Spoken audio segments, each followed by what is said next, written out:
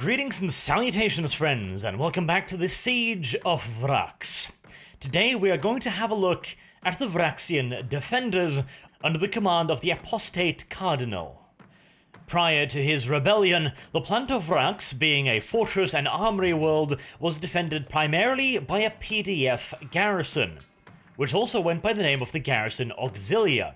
This formation was the broad equivalent to any PDF you can find across the galaxy, a standard planetary defense force that would be considered inferior in quality, training, equipment, and standards to the regiments of the Imperial Guard.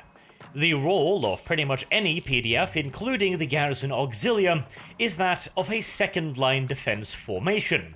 Their job is to simply hold out until an Imperial Guard response force can be dispatched to lift any form of siege placed upon the system. Seeing as they are primarily a second-line formation, they are not equipped as well as the Imperial Guard. They will usually not have access to lasguns, and they will usually not have access to personal communication devices. In many cases, squads might only have one-way communication, being able to receive orders but not being able to speak back to their commanding officers. And in other cases, platoons and infantry formations might have no communication equipment whatsoever, but rather be expected to hold fixed positions which itself contain some form of communication, like a bunker landline, for example. This lower level of equipment is maintained for two reasons. One, because the Imperium is not so wealthy that it wishes to waste resources on second-line formations, and secondly, once you have a PDF garrison force, they will, rather inevitably, be made up of citizens from said local planets.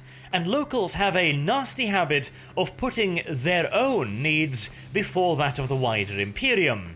As such, it can be very beneficial indeed to ensure that other Imperial Guard regiments will have a decided advantage over any locals that they might be sent to chastise and teach them about their greater duty to the Imperium as a whole. And in broad strokes, the Vraksian Garrison Auxilia did not deviate from this doctrine. They were a second-line formation, however, they were stationed on an armory world, which meant that any shortcomings they may have experienced in terms of equipment could easily be made up for simply by looting the armories they were once ordered to guard. Thusly, any potential advantage the Imperial invaders might have had over the Garrison Auxilia in terms of equipment was more or less nullified. However, the Garrison Auxilia would not be anywhere near as well trained as an Imperial Guard regiment. In addition to this, their officers would not have received training in large unit engagements, nor would they have any personal experience in organizing their troops on a larger scale. Anyone who might have had said training or experience had been cleansed during the uprising, and Deacon Mamoon had taken overall command of the armed forces in Cardinal Zaphen's stead. As such, the auxiliary garrison would in all due likelihood be unable to carry out any kind of complex, large-scale operation or maneuvers. However, they would be perfectly well suited and experienced in manning a static defense line, since that was the role they had been trained for and recruited for. There were not, however, relatively speaking, all that many of them.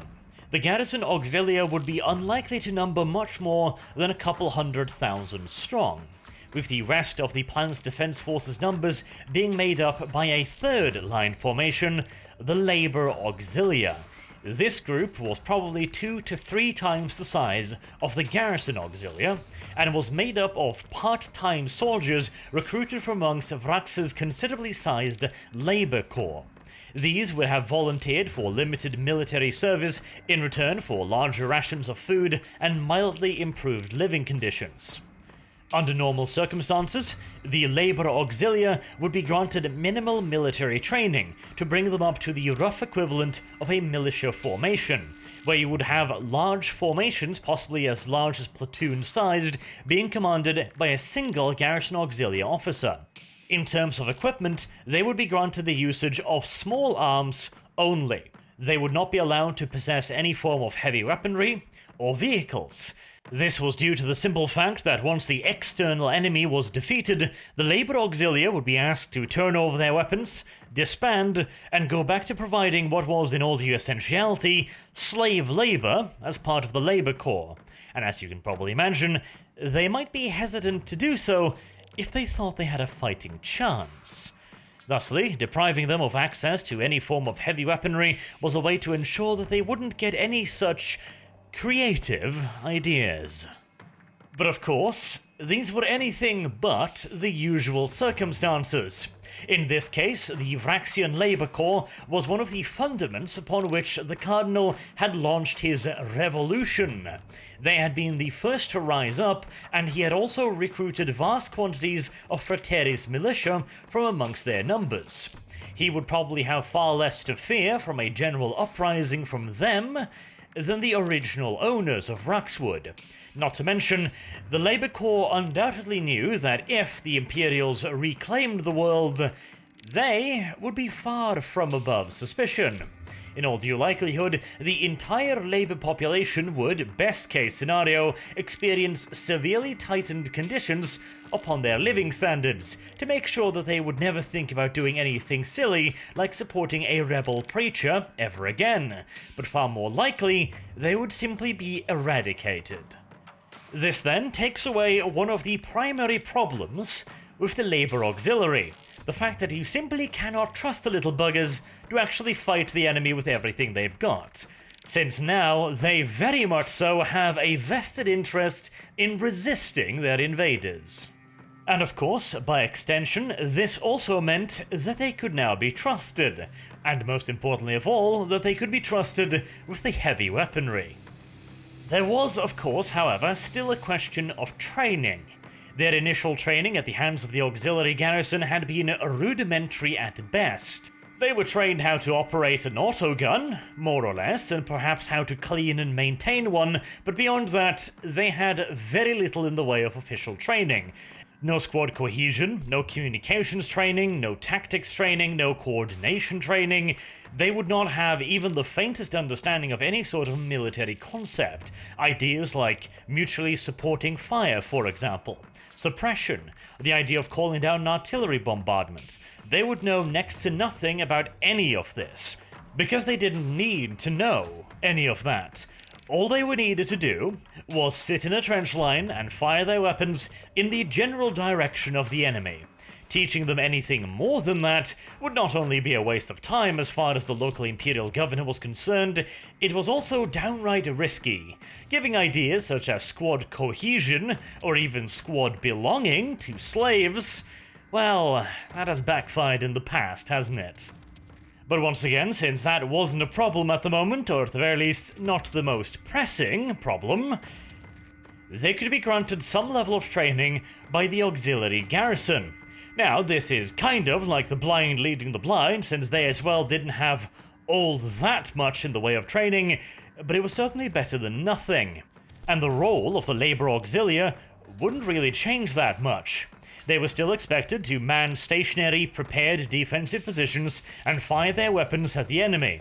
It's just that now, said weapons would include some heavier variants as well, and due to that, they could be used to replace the Garrison Auxilia to a greater degree, which would allow the better trained and better led troops of the Garrison Auxilia to be freed up for other tasks.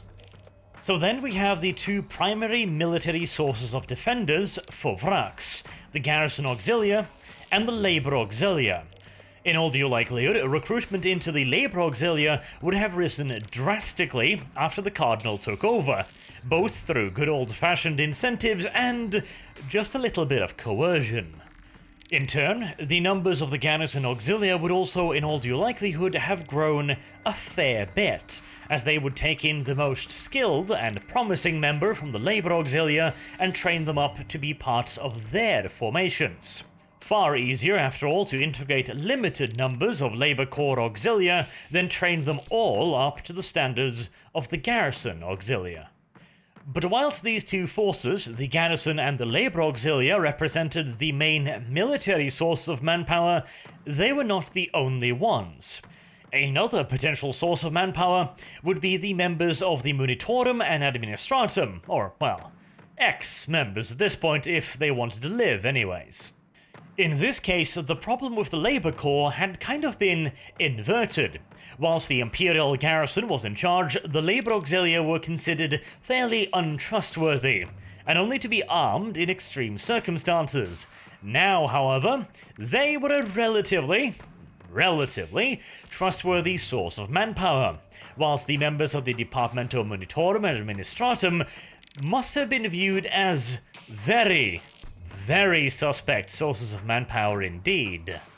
Now, surely, a fair few of them would already have been vocal supporters of the Cardinal, and those who weren't already vocal supporters, well, again, if they knew what was best for them, they'd better become vocal supporters of him rather quickly.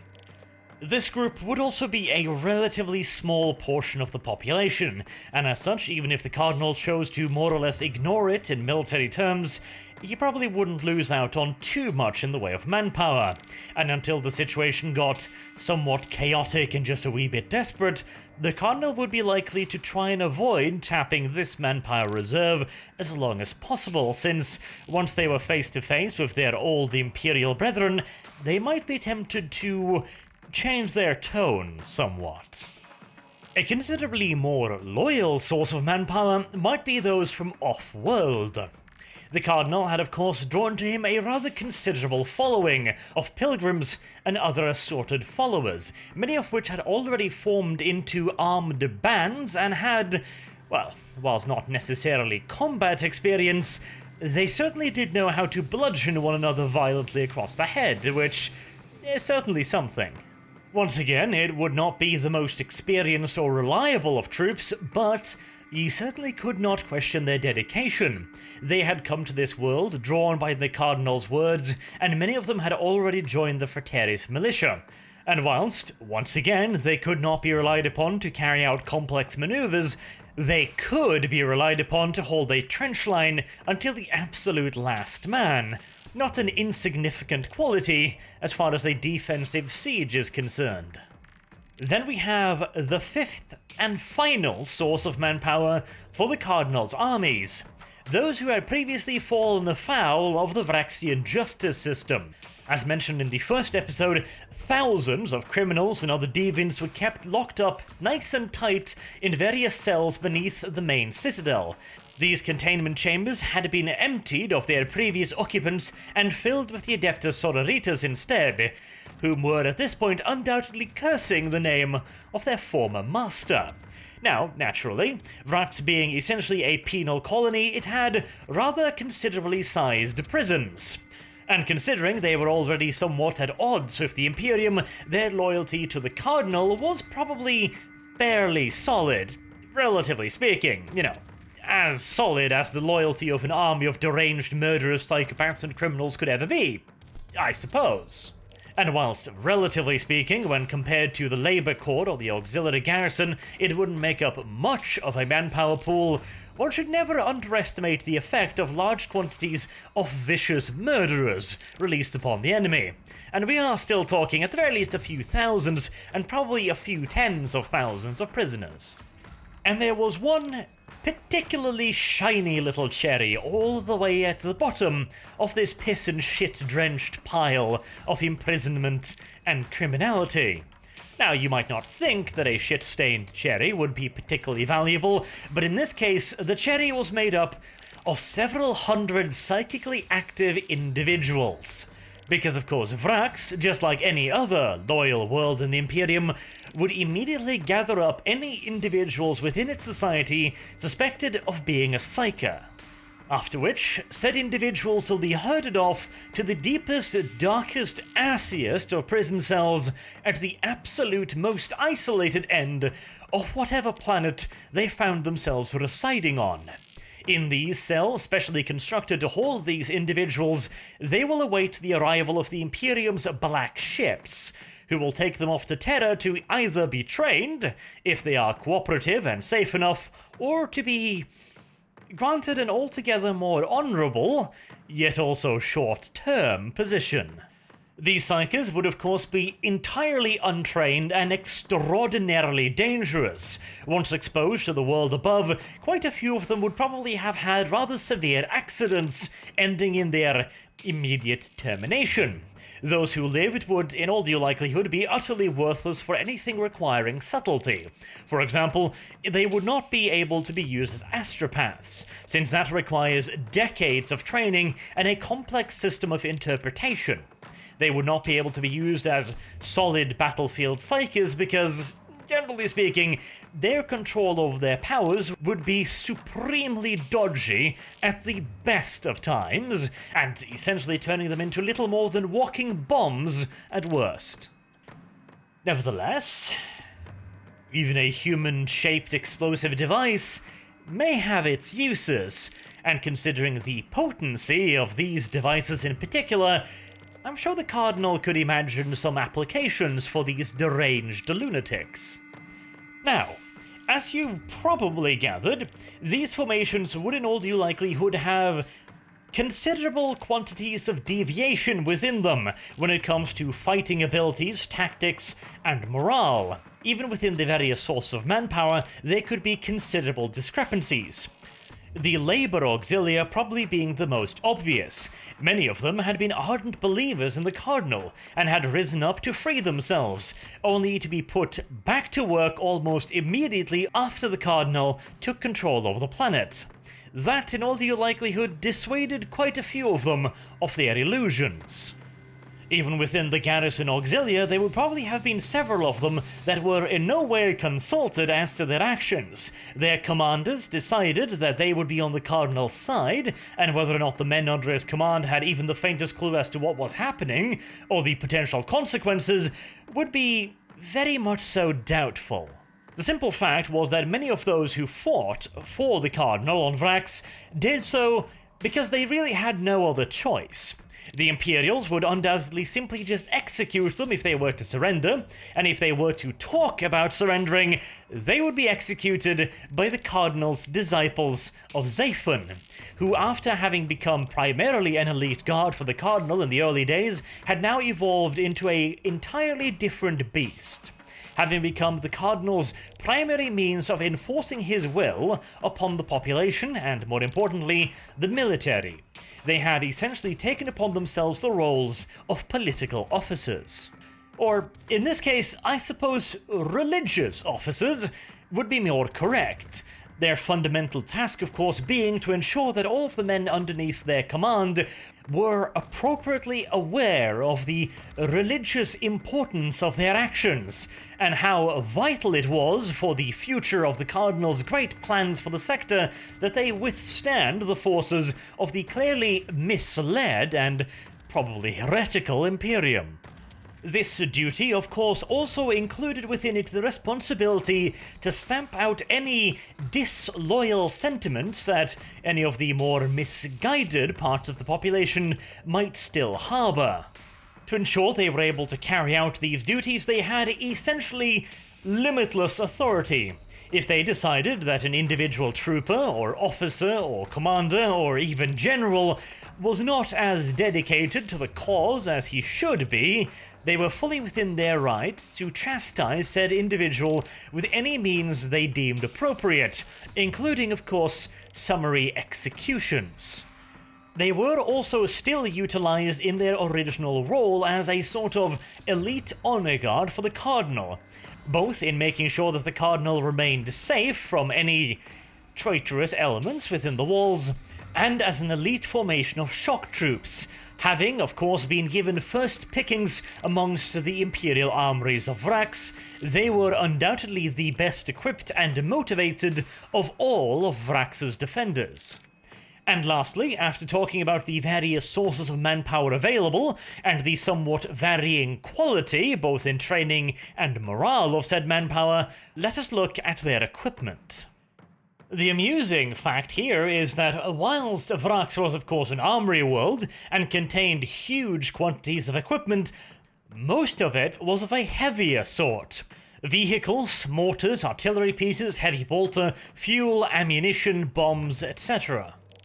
there weren't actually that much in the way of individual infantryman equipment. There were limited stores of uniforms and lasguns, all of which were immediately confiscated, of course, by the disciples of Zephyr, whilst most of Vraxian defenders would have to make do with relatively simple equipment. As for uniforms, they would utilize whatever they already possessed. The Garrison Auxilia would utilize the remains of their old uniforms, the Labor Auxilia Corps would utilize their own labor garbs, and everybody else would utilize primarily civilian clothing.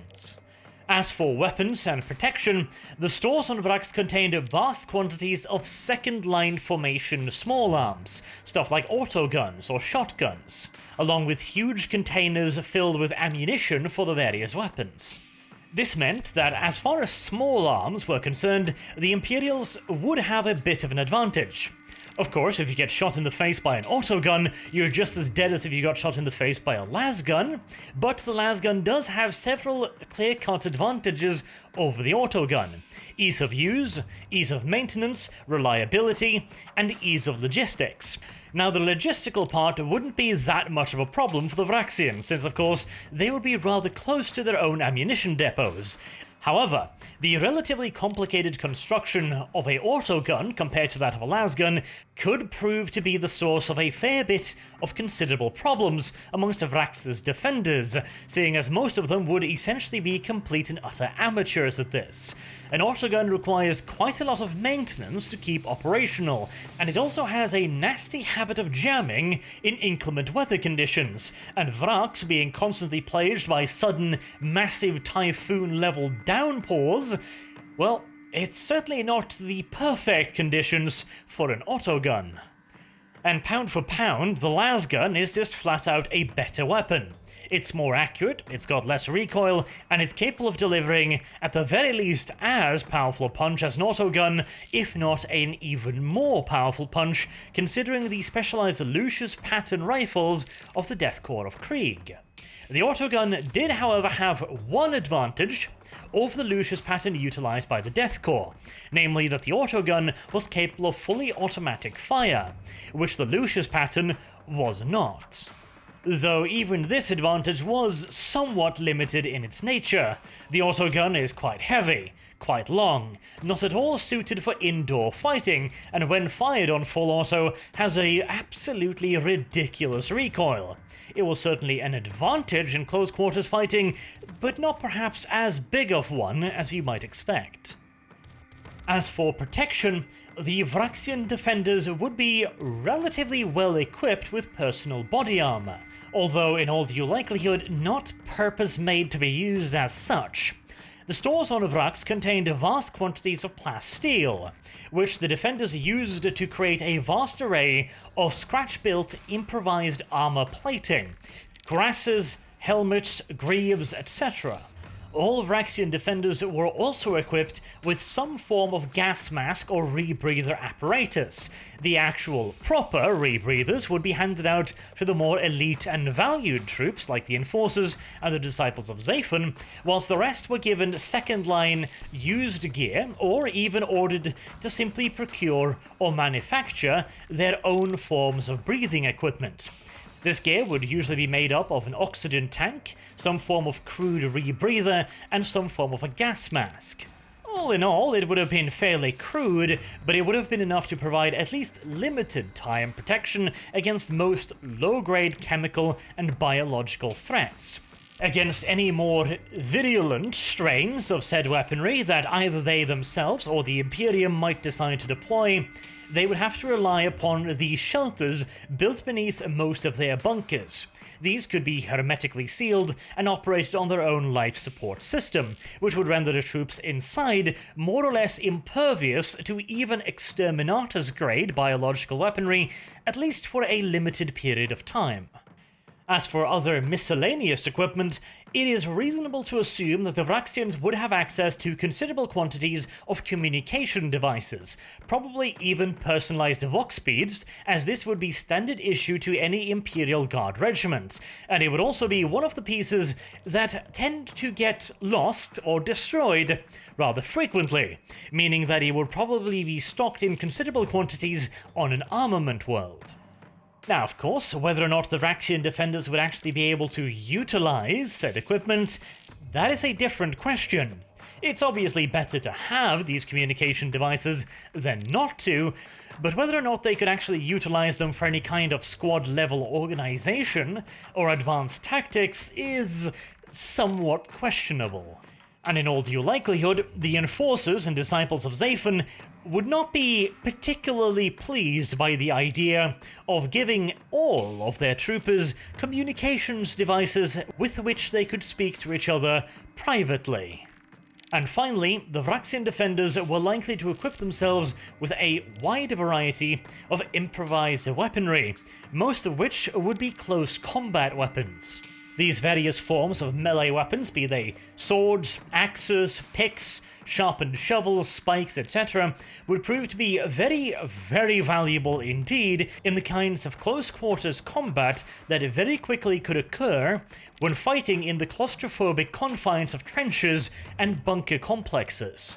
The more fortunate and favoured, such as officers or disciples of Zaphen, might also have access to purpose-built close-quarter combat weaponry looted from the Vraksian stores, such things as chainswords or even a handful of power weapons. As far as personal equipment was concerned, the Vraksian renegade would be quite outmatched by his Imperial opponent from Krieg. In an open field battle, the Krieg Guardsmen would have a decided advantage over the renegade militia. However, this was of course not an open field battle. The Krieg Guardsman would have to slog his way across prepared ground filled with minefields and barbed wire. The renegade would be in fortified positions, in bunkers, equipped with copious amounts of heavy weaponry. And in that department, the renegades were not inferior to their Imperial counterparts. They had access to ridiculous quantities of heavy machine guns, mortars, artillery, tanks, cannons, flamethrowers, shotguns, all manners of heavy weaponry. They could quite easily match the Imperials gun for gun in that department, and in all due likelihood, that would more than make up for their marginally inferior equipment when it came to small arms. Add on to that the advantage of well-prepared and robustly constructed defensive positions, and suddenly the battle doesn't seem anywhere near as clear-cut. The question then was whether or not the Cardinal and his lackeys could weld the various formations underneath his command into a cohesive whole, or at the very least bully them into all pulling in more or less the same direction. Only time, and this YouTube series, will tell. Until next time, I have been Arch. Thank you very much for watching, and I hope to see you all again soon as we continue with the Siege of Vraks. Have a good day.